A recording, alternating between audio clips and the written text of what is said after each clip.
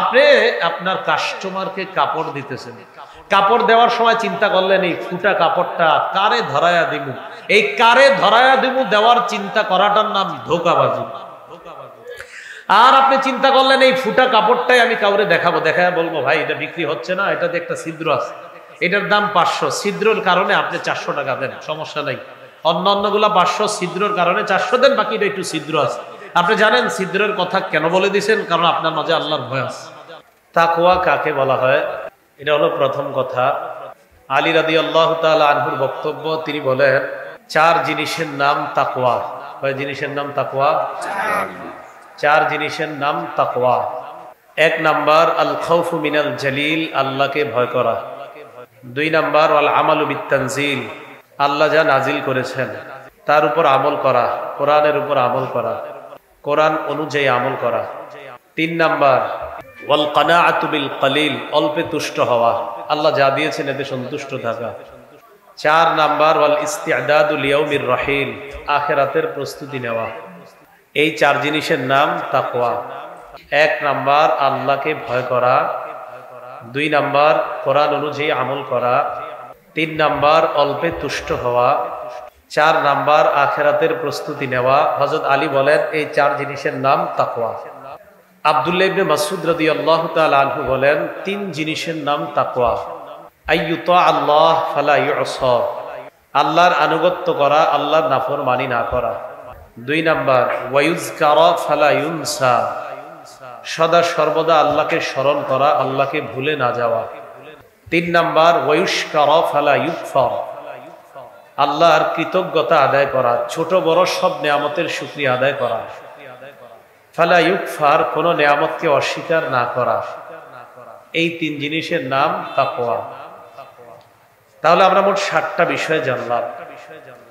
আল্লাহকে ভয় করা, কোরআন অনুযায়ী আমল করা, অল্পে তুষ্ট হওয়া, আখিরাতের প্রস্তুতি নেওয়া, আল্লাহর আনুগত্য করা, আল্লাহর নাফরমানি না করা, সদা আল্লাহকে স্মরণ করা, কখনো আল্লাহকে ভুলে না যাওয়া, আল্লাহর ছোট বড় সব নেয়ামতের শুকরিয়া আদায় করা, সামান্যতম নেয়ামতেরও অস্বীকার না করা।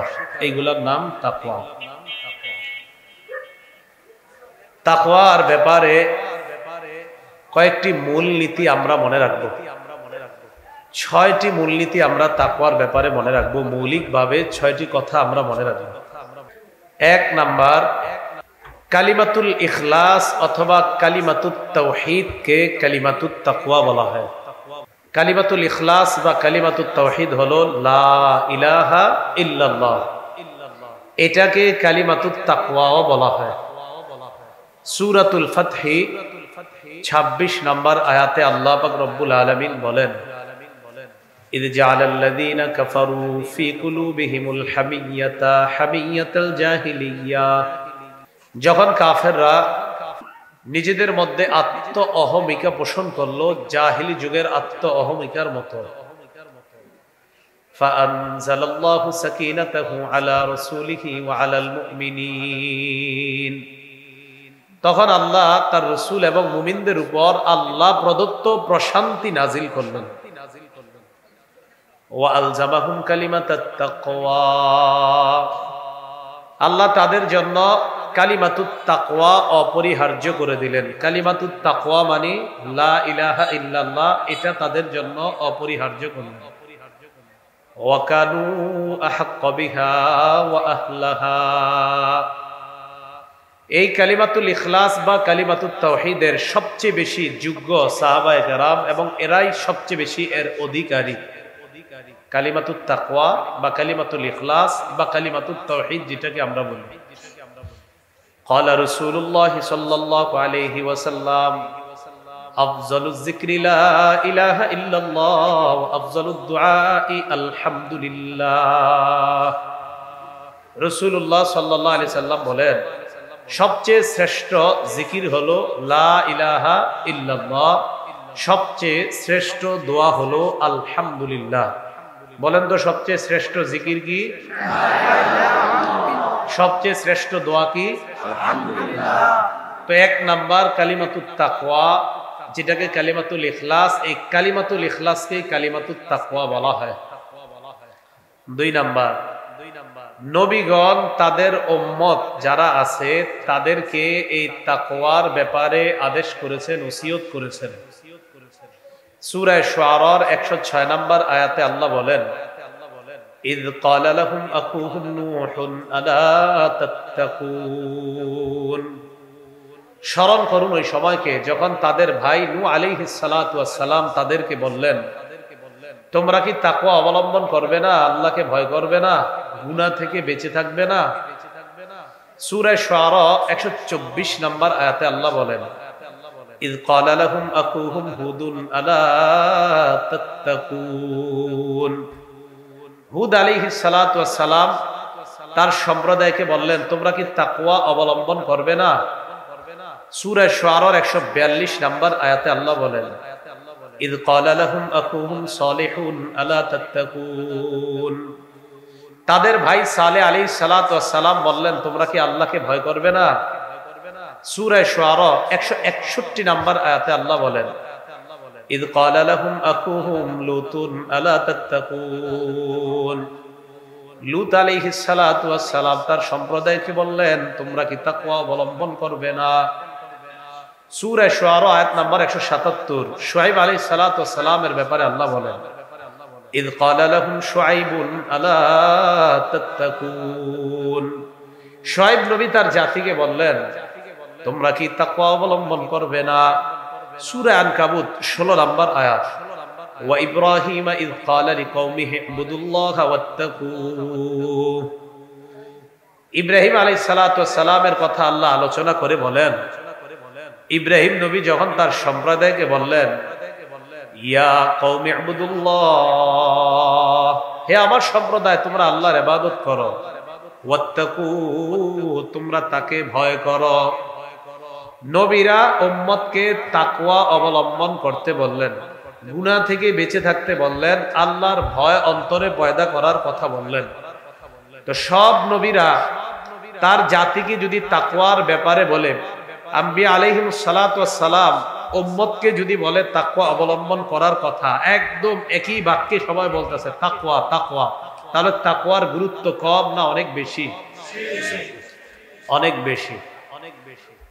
3 নাম্বার মৌলিক কথা, সব মানুষকে আল্লাহ পাক রব্বুল আলামিন ব্যাপকভাবে তাকওয়া অবলম্বনের কথা বলেছেন, আর ঈমানদারদেরকে বিশেষভাবে তাকওয়া অবলম্বন করতে বলছেন। আবার বলছি, সব মানুষকে আল্লাহ ব্যাপকভাবে তাকওয়া অবলম্বন করতে বলেছেন, আর ঈমানদারদেরকে আল্লাহ বিশেষভাবে তাকওয়া অবলম্বন করতে বলেছেন। সূরা নিসার 1 নাম্বার আয়াতে আল্লাহ বলেন, ইয়া আইয়ুহান নাসুত্তাকু রাব্বাকুম, হে মানুষ তোমরা তোমাদের রবকে ভয় করো। এই মানুষের মধ্যে ঈমানদাররা আছে কিনা? তাহলে এখানে আল্লাহ ব্যাপকভাবে মানুষ বললেন। সূরা আলী ইমরানের 102 নাম্বার আয়াতে আল্লাহ বলেন, ইয়া আইয়ুহাল্লাযীনা আমানুত্তাকুল্লাহা হাক্কা তুকাতিহি ওয়া লা তামুতুন্না ইল্লা ওয়া আনতুম মুসলিমুন। হে ঈমানদাররা তোমরা আল্লাহকে যথাযথভাবে ভয় করো। সূরা নিসার 1 নাম্বার আয়াতে আল্লাহ বললেন, হে মানুষ তোমরা তোমাদের রবকে ভয় করো। সূরা আলী ইমরানের 102 নাম্বার আয়াতে স্পেশালি আল্লাহ ঈমানদারদেরকে বলেন, হে ঈমানদারগণ তোমরা আল্লাহকে যথাযথভাবে ভয় করো। তাহলে তাকওয়ার ব্যাপারে সব মানুষকে আল্লাহ ব্যাপকভাবে আদেশ করেছেন, ঈমানদারদেরকে বিশেষভাবে। বলেন তো, বিশেষভাবে যেই হুকুম করা হয় এই হুকুমের গুরুত্ব কম না অনেক বেশি?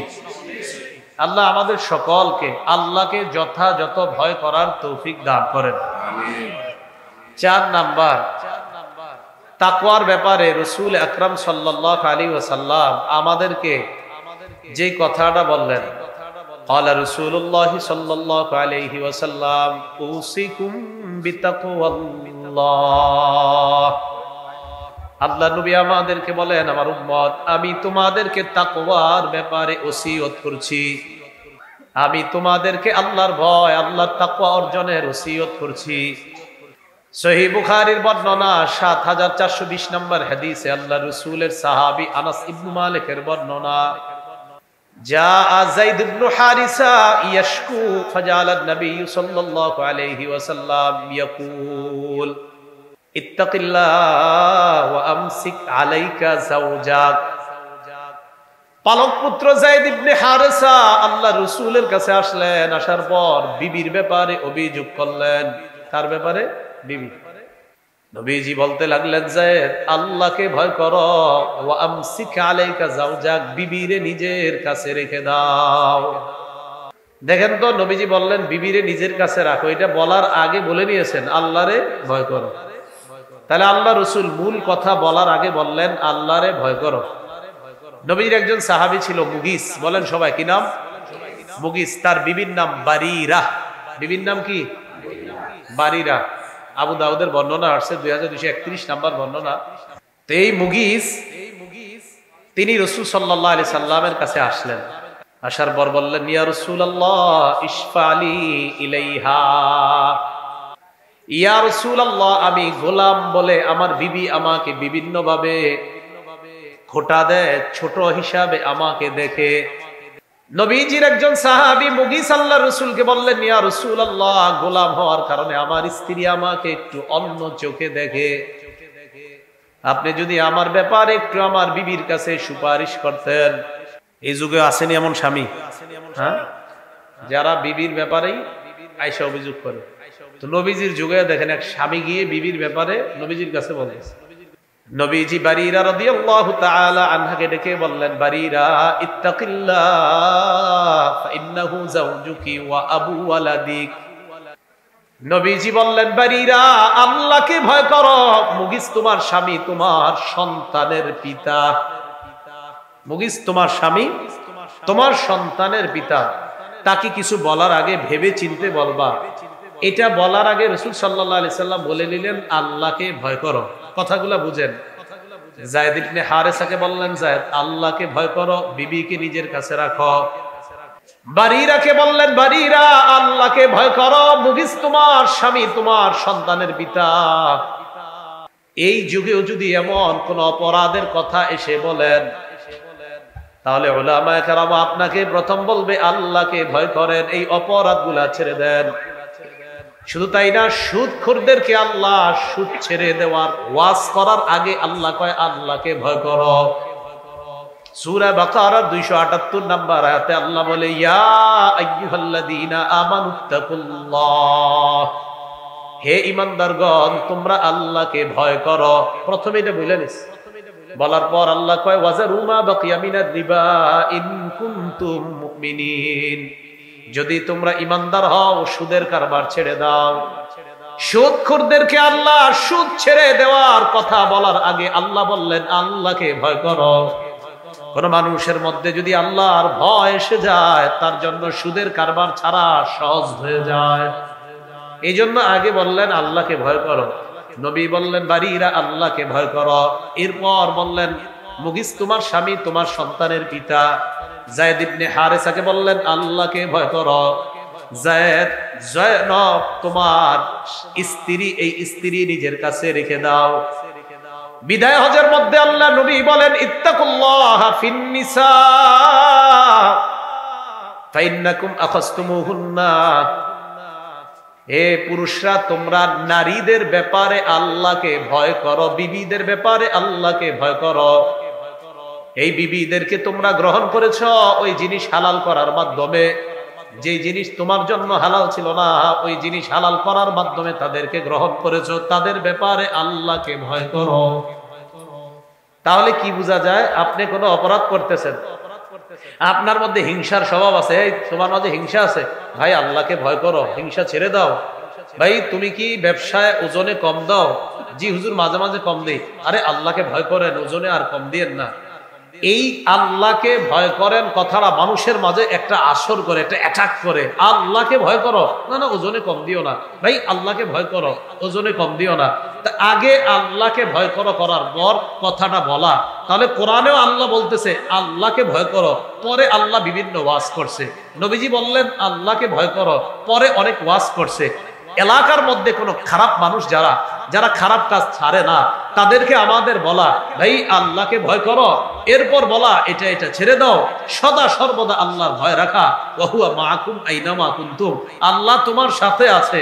যখন আপনি কোনো গুনাহ করতেছেন, একটা নারীর দিকে তাকানো হারাম, তখন আপনি তাকে বলেন ভাই তুমি আল্লাহকে ভয় করো, নারীর দিকে তাকাইতে আল্লাহ তোমাকে নিষেধ করেছেন, এটা হারাম, তখন তার মাঝে এটা খুব কাজ করবে।